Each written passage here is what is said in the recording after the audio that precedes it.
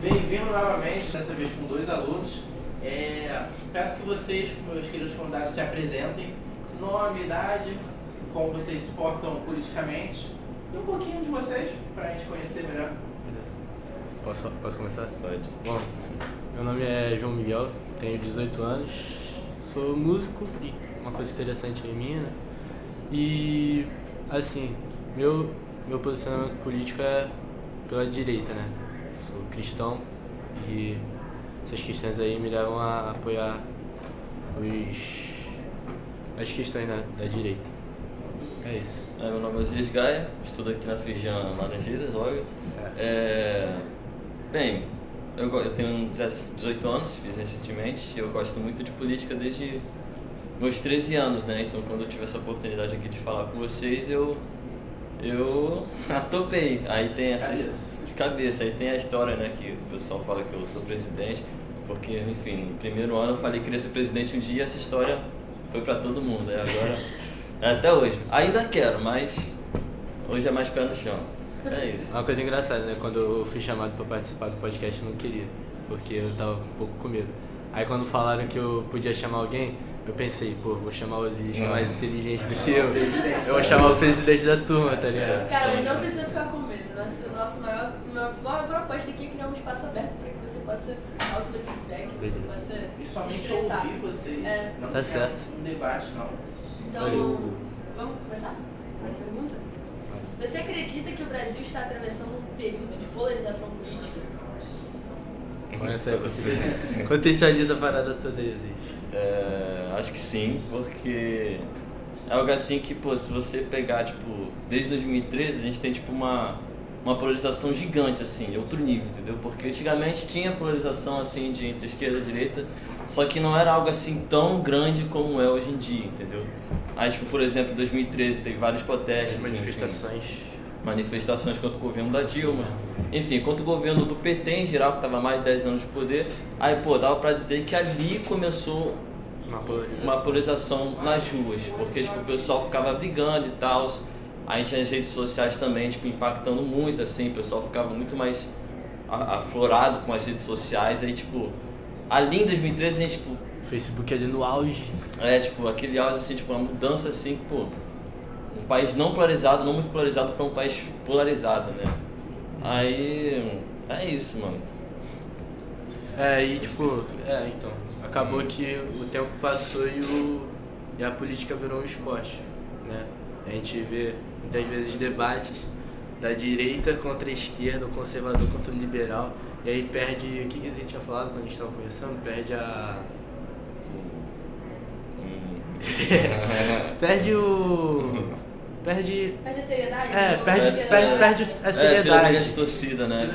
Vira briga de torcida, exatamente. Então, eu gosto muito de fanatismo político mesmo, né? Tá, assim, em todos os campos, assim. Mas vocês concordam que tem a polarização no Brasil? Mas eu quero entender de vocês, tanto no contexto histórico da criação, vamos assim dizer, da polarização, quanto agora, qual é o entendimento de vocês do que é uma situação polarizada? E isso é refletido no Brasil, na visão de vocês? Cara, com certeza, acho que é algo mundial, mas também no Brasil como um todo também. É algo assim que está no mundo inteiro, mas também no Brasil. Que basicamente, dois lados políticos, assim, extremamente fortes que estão brigando, assim, e algo assim que atrasa o desenvolvimento do nosso país, na minha sincera opinião, entendeu? Porque não é brigas que fazem um certo desenvolvimento do debate político. São brigas muitas vezes que, separação de família, não resolução de vários problemas do nosso país, como por exemplo a segurança pública, a saúde, enfim, continua a mesma coisa de sempre, entendeu? Então eu entendo que essa polarização política, ela muito mais atrasa do que traz algum resultado assim, entendeu?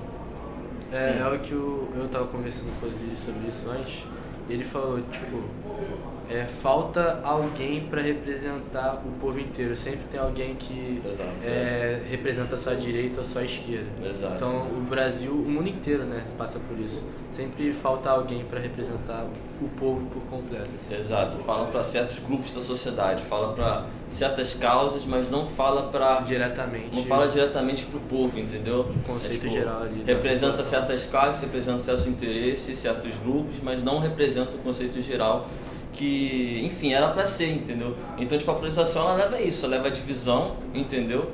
Eu acho que, tipo, pode ser considerado também um grande problema das democracias modernas também. Não tô criticando a democracia de jeito nenhum. Isso afeta, na verdade. Mas, tipo, é uma grande diversidade de opinião, assim, que acaba que não chega a lugar nenhum, entendeu? Tanto nos congressos nacionais, em câmaras legislativas, quanto no povo também, que, tipo, o povo muito briga e as câmaras legislativas também muito brigam e não resolvem nada. Entendeu? Não chega a resultado nenhum. Já emendando nisso que vocês estavam falando, né? Você acredita que no contexto político de hoje existe espaço para uma posição mais independente, fora dessa divisão entre direita e esquerda? Tipo, o que vocês acham do centro? Vocês acham que existe espaço para uma candidatura de centro ou para uma política que não seja tão desses polos? Isso aí o Osiris é especialista. Eu acho que sim.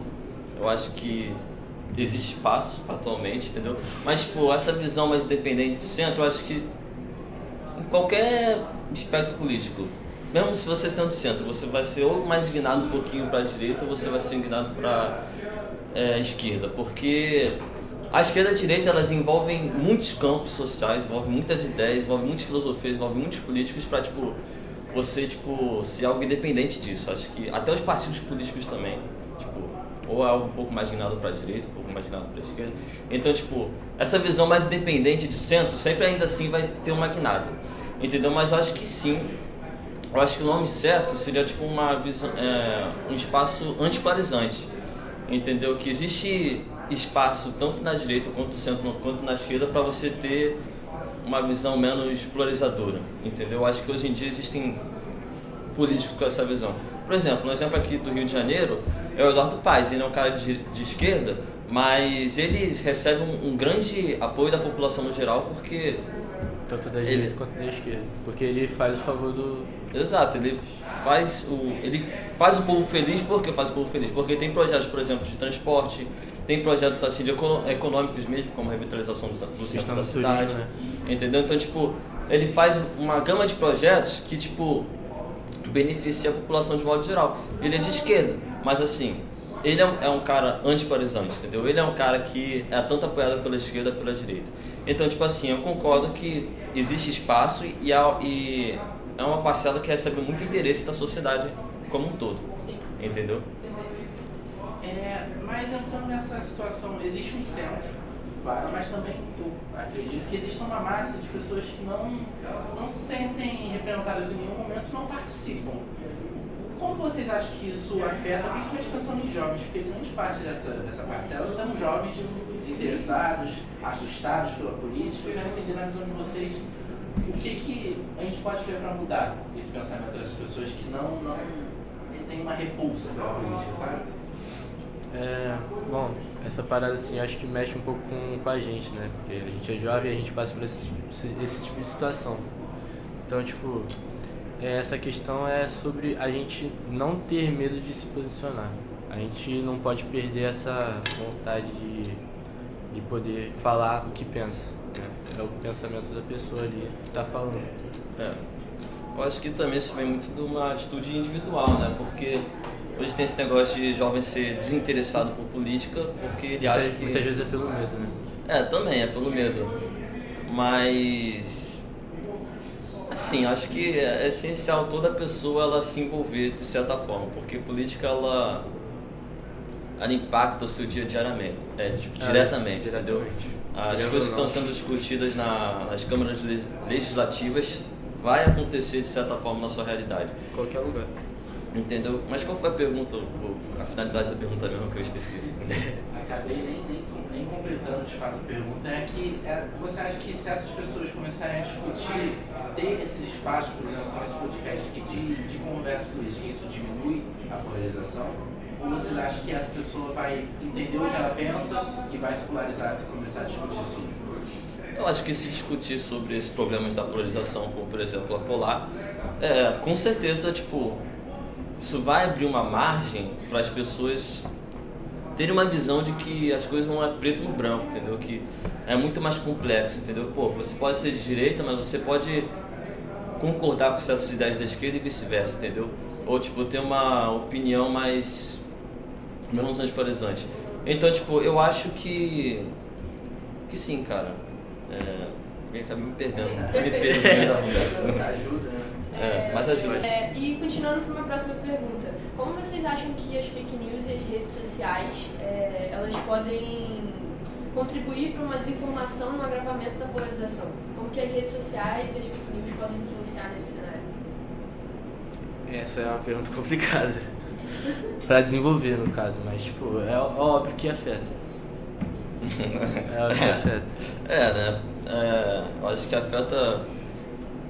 Tem muito da polarização isso também, né? Pô, você quer diminuir outro político, você inventa as fake news, né? E pô, as fake news elas foram literalmente uma grande representatividade do que é a polarização atual, entendeu? Da grande influência das redes sociais, porque elas literalmente mudam assim, ter o poder de mudar a visão das pessoas em relação a políticos sobre informações que nem existem na vida real, ou se existem foram distorcidas, entendeu? Então, tipo, com certeza. A gente vê muito isso de 2018 pra frente. Exato, exatamente. Desde 2018, que, pô, as redes sociais foram pro auge, praticamente, fake news é algo diário na nossa vida, entendeu? E, tipo, isso realmente influencia muito, por exemplo, no fanatismo político, né? Que, pô, a pessoa fica alienada com várias questões assim que na verdade nem são reais. Nem sempre são verdadeiras. Sim, aí fica que nem um papagaio repetindo várias questões que, pô, não tá certo, entendeu? Sim, não tá... E só tá repetindo uma fonte não falsa.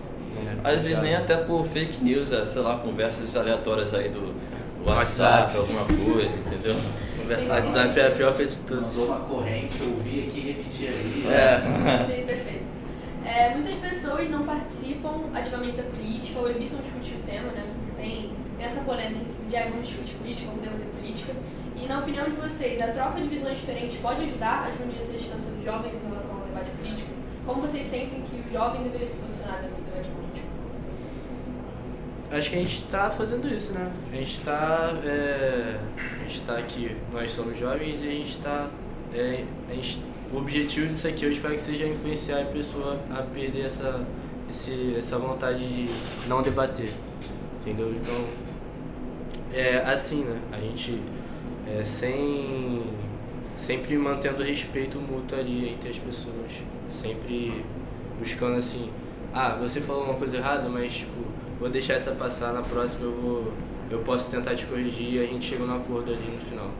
Essa ideia do ambiente seguro, né? Se falar.